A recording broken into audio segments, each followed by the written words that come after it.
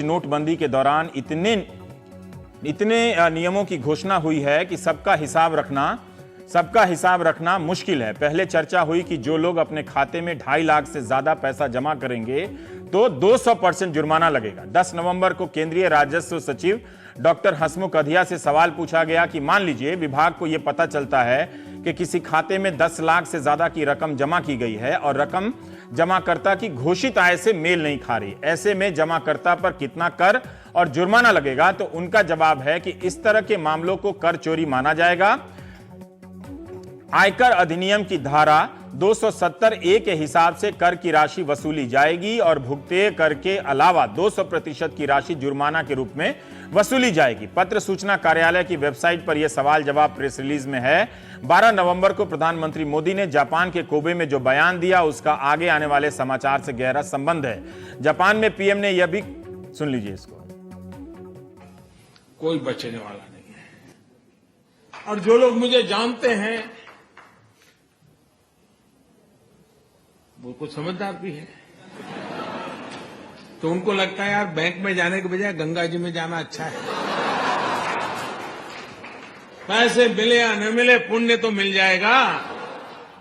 Japan में PM ने यह भी कहा कि बेईमानों के खातों की जांच के लिए जितने लोगों की जरूरत होगी लगाएंगे, ईमानदार का तो जय जयकार होगा। गाजीपुर की रैली में प्रधानमंत्री ने साफ कर दिया था कि गंगा में नोट बहाने से पाप नहीं धुल जाते। इन बयानों से यही लग रहा था कि जो लोग 30 दिसंबर के बाद अपनी आमदनी का हिसाब नहीं दे पाएंगे उनकी खैर नहीं है, उनके खिलाफ कार्रवाई होगी ही होगी, पैसे जब्त हो जाएंगे। 28 नवंबर को वित्त मंत्री अरुण जेटली ने लोकसभा में आयकर संशोधन बिल पेश किया है। इसके अनुसार खुद आगे आकर अपना काला धन बताने वालों को सफेद करने का एक और मौका मिल सकता है। इसमें जो बातें हैं इसमें लिखी, उसके अनुसार 1 करोड़ ब्लैक मनी पर 30% यानी 30 लाख रुपए आपको टैक्स देने होंगे।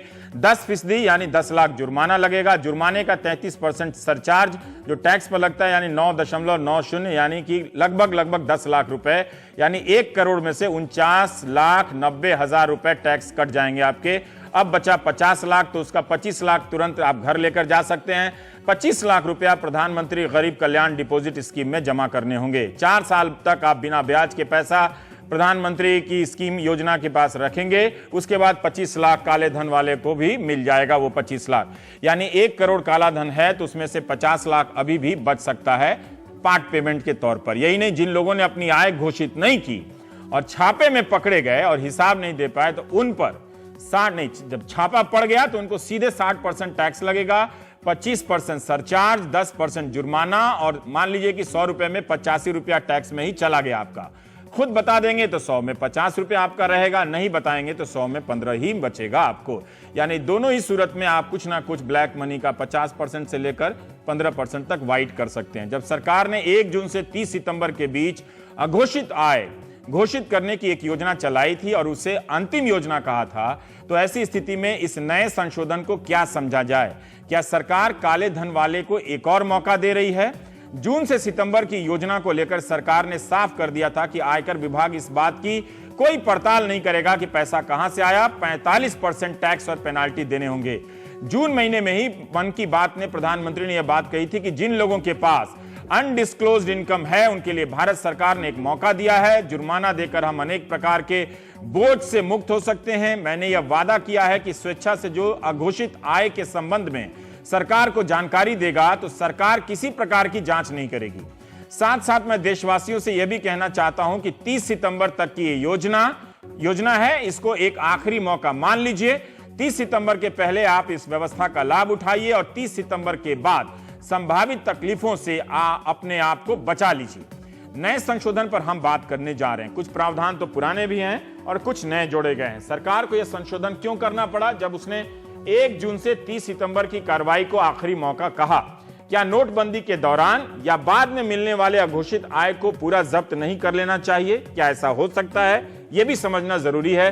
कहीं ये एक और मौका तो नहीं है? जब नोटबंदी चल ही रही है तो इस संशोधन का हम क्या मतलब निकालें और इससे क्या होगा? इस संशोधन में क्या हम ये भी समझें कि सोना, प्रॉपर्टी, शेयर, इन सब चीजों में ज्यादातर ब्लैक मनी की बात कही जाती है, क्या ये भी शामिल हैं या सिर्फ नकदी नोटों के संदर्भ में ये संशोधन है? हम प्राइम टाइम में बात करेंगे। राजेश शर्मा जी हैं, बीजेपी के सदस्य हैं, लेकिन पेशे से चार्टेड अकाउंटेंट है। इस पूरे विवाद को समझने के लिए वकील, अर्थशास्त्री और चार्टेड अकाउंटेंट, ये 3 लोगों की सख्त जरूरत है। और विराग गुप्ता साहब वकील हैं जो इस पर बात करने के लिए आए हैं। तो राजेश जी, मुझे एक बात बताइए कि जब 1 जून से 30 सितंबर तक आपने अघोषित आय स्कीम लगाई, ये संशोधन क्या है?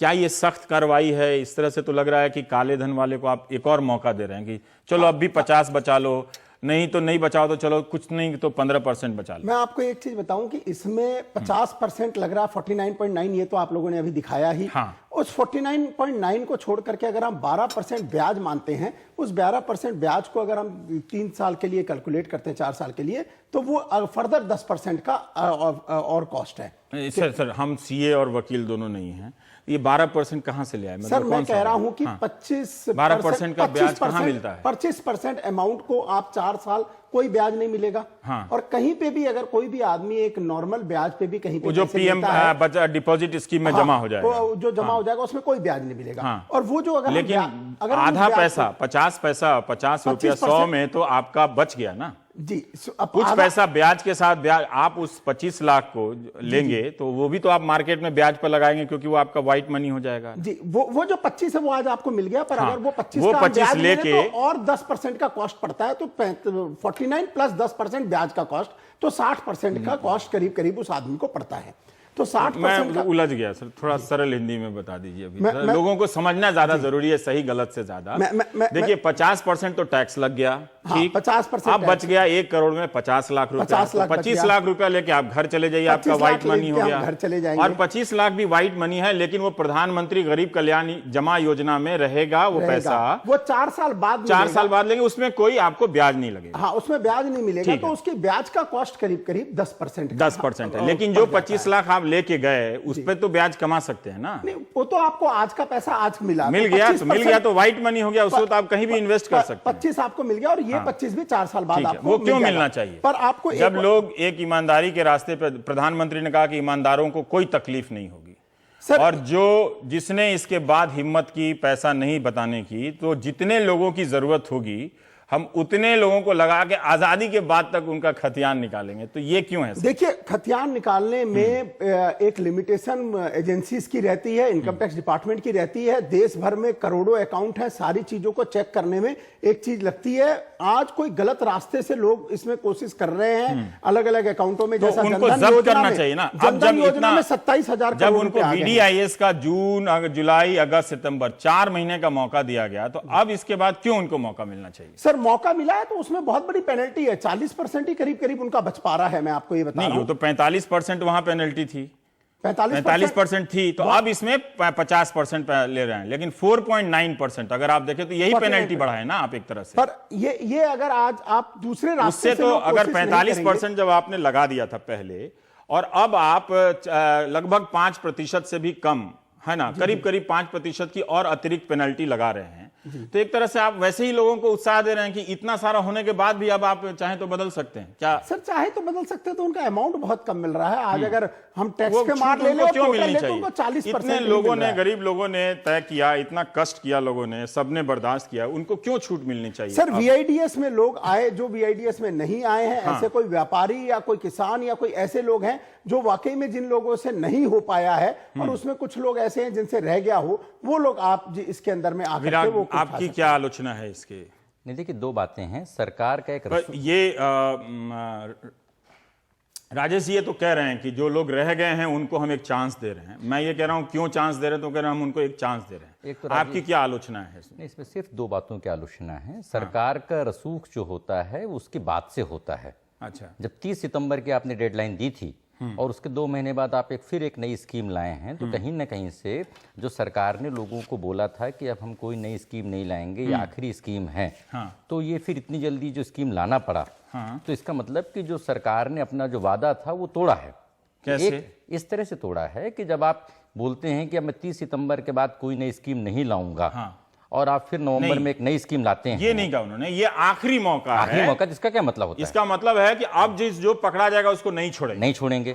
तो ये मतलब मुझे लगता है ये मतलब बिल्कुल, आप बिल्कुल ठीक समझ रहे हैं। तो नोटबंदी में जो विफलताएं हुई हैं, जो व्यवहारिक समस्याएं हुई हैं, उसकी वजह से 8 नवंबर के बाद 9 नोटिफिकेशन जारी करनी पड़ी। हाँ। ये मोदी जी की विफलता नहीं है, ये गवर्नेंस की विफलता है, जहां पर एक इतनी बड़ी स्कीम के लिए प्रॉपर होमवर्क नहीं किया गया था। और अब उसके बाद फिर इन्होंने क्या देखा कि जब सारा पैसा जनधन में जा रहा है, दूसरी जगहों पे जा रहा है या नष्ट हुआ जा रहा है, तो उसका हमको राजनीतिक लाभ भी नहीं मिलेगा, आर्थिक लाभ भी नहीं मिलेगा। तो इस स्कीम को उन्होंने VDIS स्कीम में कन्वर्ट कर दिया, डिस्क्लोजर आपको लगता है कि इस नोटबंदी को उन्होंने फिर से VDIS स्कीम में अब हमारा वॉलंटरी इनकम डिस्क्लोजर उसमें कर दिया? अब अगर हम प्रधानमंत्री के राष्ट्र के नाम के भाषण को याद करें तो उन्होंने इस स्कीम को लाने के लिए 4 बातें बोली थी: आतंकवाद, भ्रष्टाचार, काला धन, जाली नोट। तो कल अभी फरीदाबाद में भाजपा के सांसद RK सिन्हा ने बोला है कि बहुत जल्दी 2000 के नोट बंद हो जाएंगे, क्योंकि भ्रष्टाचार इंडिविजुअल का नहीं, इधर उधर MP लोग बोलते रहते हैं। भ्रष्टाचार जो अभी संशोधन आया उसे बोल रहा हूं। तो भ्रष्टाचार और आतंकवाद रोकने के लिए 2000 के नोटों को फिर से सरकार को बंद करना पड़ेगा या करना चाहिए, नंबर 1। अब हम आते हैं जाली नोट और काले धन पे। तो जाली नोट अगर आप 30 दिसंबर तक सारे नोटों को बदल देते हैं तो जाली नोट तो बंद ही हो जाएंगे। नहीं, उसमें ये नहीं है, सरकार ने इसमें कहीं नहीं लिखा है कि जाली नोट बदल सकते हैं। उसने कहा कि अघोषित आय अगर है। दूसरी बात बोल रहे हैं, आपने बोला है कि 30 दिसंबर के बाद 1000 और 500 के नोट नहीं चलेंगे। नहीं चलेंगे मतलब सारे नोट बैंकों में आएंगे। तो बैंक जाली नोट तो लेगा नहीं, नहीं कोई जाली नोट लेकर के जाएगा।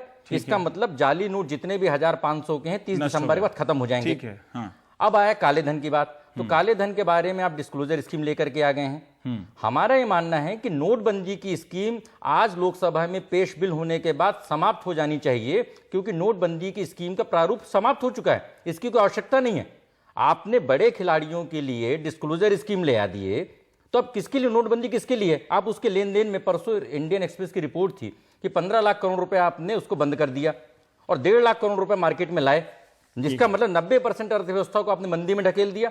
तो आप 30 दिसंबर तक इन नोटों को चलने दीजिए, जहां पर जिसके पास होंगे वो। क्या इसको ये समझा जाए कि इसमें ये भी कहा जा रहा है कि जिन लोगों ने इसमें पैसा जमा किया है उन्हीं के लिए प्रावधान है ना, कि अगर आप बता देंगे खुद से, है ना, खुद से बता देंगे कि ये आपका मतलब अघोषित आय है, खुद से बता देंगे तो सरकार का बहुत सारा क्रियाक्रम बच जाएगा, तो आपको इतना टैक्स देके वो गरीब कल्याण योजना में पैसा डाल के आपको छोड़ दिया जाए। क्या इसका ये मकसद नहीं हो सकता है?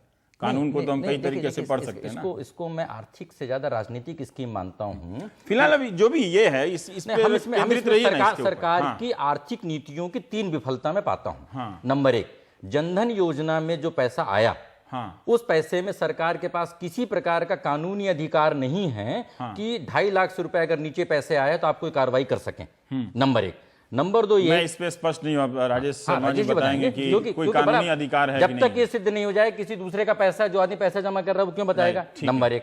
नंबर 2 ये है कि जो उन्होंने पहले बोला कि 200% तक हम पेनाल्टी लगाएंगे और अब उसको सीधे 50% में लेकर के चले आए हैं, इसका मतलब कि कहीं ना कहीं से वैधानिक स्थिरता। इस पे जवाब दीजिएगा। एक तो वो जनधन वाली बात कही, पहले मैं एक चीज कहूंगा कि जनधन में अगर कभी भी प्रूफ होता है दूसरे लोगों के पैसे कई लोगों के अकाउंटों में डाले जा रहे हैं, तो उसके ऊपर इंक्वायरी डेफिनेटली स्टार्ट हो सकती है, उसके ऊपर में पकड़ेंगे भी। और ये उसको एक सेकंड, जब ये संशोधन आ गया है, मान लीजिए आपने पकड़ भी लिया, तो उसको क्या 50% देके उसको राहत मिल जाएगी? यही हुआ ना? इसमें तो आपको डिक्लेयर करना पड़ेगा, जिसने डिक्लेयर नहीं किया है। मान लीजिए किसी ने जनधन में जिसने पैसा जमा किया है और वो बता दे कि उसकी अघोषित आय है। मैं आज आपको एक चीज बताऊं, इसमें एक और संशोधन भी आया है। 115 BBE में एक संशोधन आया है। वो क्या जिसमें 115 BBE में पहले 30% टैक्स लगता था, सरचार्ज लगता था, सेस लगता था, सारा मिला करके 34% टैक्स लगता था। और अभी लोग सोच रहे थे कि हम अगर इस साल की अपनी रिटर्न में दिखा देंगे तो 34% ही लगेगा। तब उस समय गवर्नमेंट की यह विडंबना थी कि जो हम 45% उन लोगों से लिए हैं जिन लोगों ने खुद ब खुद किया है, खुद ब खुद डिस्क्लोज किया, और आज जो लोग अब बच गए हैं उनसे अगर हम 34% लेते हैं तो वो उन लोगों के साथ गलत होगा। तब आज के दिन उन्होंने जिन लोगों ने बैंकों तक अपना पैसा लेके गए हैं तो वो भी तो एक तरह से डिस्क्लोज ही कर रहे हैं ना सर। डिस्क्लोज कर रहे हैं तो पर 45 जिन्होंने पहले वॉलंटरली किया है उससे कम नहीं ले सकते थे, तो उन्होंने अब 115 BBE को संशोधन किया है। अब उसमें टैक्स हो गया है 60%। टैक्स 60% के बाद में उसमें पर मैं एक बात जानना चाहता हूं, आप लोग CA लोग हैं, ठीक है, जो बेईमान है, प्रधानमंत्री ने बेईमान शब्द का इस्तेमाल किया है ना, और ये कहा है कि लगा देंगे सारे लोगों को, छोड़ेंगे नहीं, ईमानदार को परेशानी नहीं होगी। जी। तो ये अगर मैं सवाल पूछूं कि अगर इस इतने सख्त स्कीम के बाद भी अगर किसी ने पैसा नहीं जाहिर किया है तो उसको पूरा जब्त क्यों नहीं किया जाए? उसको फिर सजा क्या मिली? सर, अगर लोग ये जानना चाहें कि उसको सजा क्या मिली, सर, उसका तो ऐसे ही हम ये अनुमान लगा रहे हैं कि कुछ पैसा कमीशन में डाल के वो बचा ले रहा है, पता नहीं सच है कि नहीं है, लेकिन ये बात है तो ये भी एक तरह की एक्सचेंज स्कीम है, क्यों ना समझें। एक्सचेंज स्कीम नहीं, मैं सबसे पहले बताऊं, पहले से इनकम टैक्स एक्ट में एक सेक्शन है 115 BBE, अच्छा। जिसमें 34% टैक्स दे करके वो आदमी अपने आप को बचाने की कोशिश कर सकता था, कभी भी, कभी भी कर सकता था। कभी भी किसी के पास ब्लैक मनी है, एक सेकंड, किसी के पास ब्लैक मनी है तो बिना सोर्स बताए आके 34% टैक्स देके वाइट कर लेगा, ऐसा है?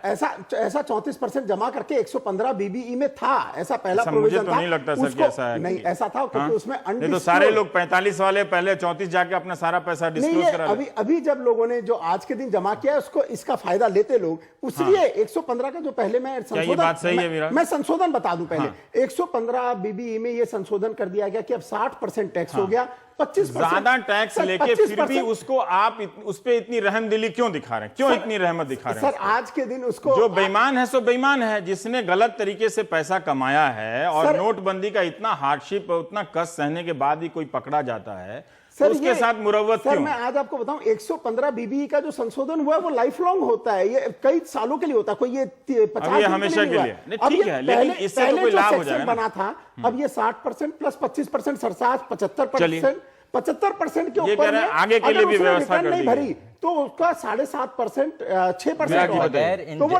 81% के आसपास टैक्स लग जाए। 85% टैक्स भी 85% टैक्स भी एक तरह से सख्त सजा है। सजा नहीं है, सजा के लिए तो अलग प्रावधान होते हैं, प्रोसिक्यूशन और सजा के लिए। ठीक है, इसको सजा नहीं कहना। तीन बातें हैं। नंबर एक, जिन्होंने जनधन के बारे में बोला कि जनधन में कार्रवाई होगी, मैंने पिछली प्रोग्राम में भी बोला था कि 2,26,000 बड़े ट्रांजेक्शंस की कार्रवाई आज तक नहीं कर पाए, तो 35,000 रुपए की कार्रवाई करने के लिए इनकम टैक्स विभाग के पास क्या पता रिटायर्ड लोगों को भी ले आए साथ में, लाने वाले हैं, सुन रहे हैं कि रिटायर्ड लोगों को भी जोड़ ले आएंगे सबको। हम उसमें कानूनन देखें, 2.5 लाख रुपए से नीचे जिसकी भी आमदनी है वो टैक्स में छूट है उसको, तो आप जनधन वाले को टच ही नहीं कर सकते, नंबर एक। नंबर दो, ये पूरी प्रक्रिया पिछले 1 महीने में 25 सालों की उदारीकरण की प्रक्रिया को ध्वस्त करती है।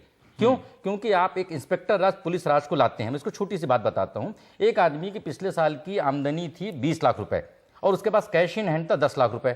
इस साल वो 10 लाख रुपए कैश इन हैंड जमा करता है। आप बोलते हैं 2.5 लाख से ऊपर जमा करने पे मैं 200% या 50% पेनल्टी लगाऊंगा, पर वो जाके जस्टिफाई कर देता है कि मेरे पास तो कैश इन हैंड था, तब आपको 34% ही टैक्स लगाना पड़ेगा। अब आपने इनकम टैक्स इंस्पेक्टर को 85% अब इनकम टैक्स इंस्पेक्टर को आपने पावर दे दिया कि तुम इसको 34% में ट्रीट करोगे, कि तुम इसको 50% में ट्रीट करोगे, नहीं, अब तो 85% में ट्रीट करो, 34% तो खत्म हो गया, खत्म। तो अब ये जो है, ये जो डिस्क्रिप्शन दिया जा रहा है, ये मैं समझता हूं इंस्पेक्टर राज की बहाली है, उदारीकरण का एक अंत है। नंबर 2। नंबर 3, जब 8 नवंबर के बाद करेंसी का लीगल टेंडर खत्म हो गया, अगर उसके बाद पुरानी करेंसी, उसकी रद्दी नोट है, रद्दी कागज हैं, तो आप उसके बेसिस पे किस व्यक्ति को प्रोसिक्यूट कर सकते हैं। मान लीजिए कि 30 दिसंबर के बाद किसी के पास 10 करोड़ रुपए के पुराने नोट हैं, वो रद्दी कागज हैं, आप उसको रुपए मान कैसे सकते हैं? कोई कानून उसके बेसिस पे दंडित नहीं कर सकता। ये बात थोड़ा मजबूत नजर आती है कि अगर 30 दिसंबर के बाद किसी ने 50 करोड़ का ब्लैक मनी नहीं जमा किया, ठीक, और वो आके चुपके से, अभी तो वो तो आराम से सो लेंगे, अभी तो हम लोग ये समझ रहे थे कि उनकी धड़कनें होंगी, पीछे के शटर से जाते होंगे, पता नहीं राम जाने, लेकिन उनको तो राहत मिल गई सर।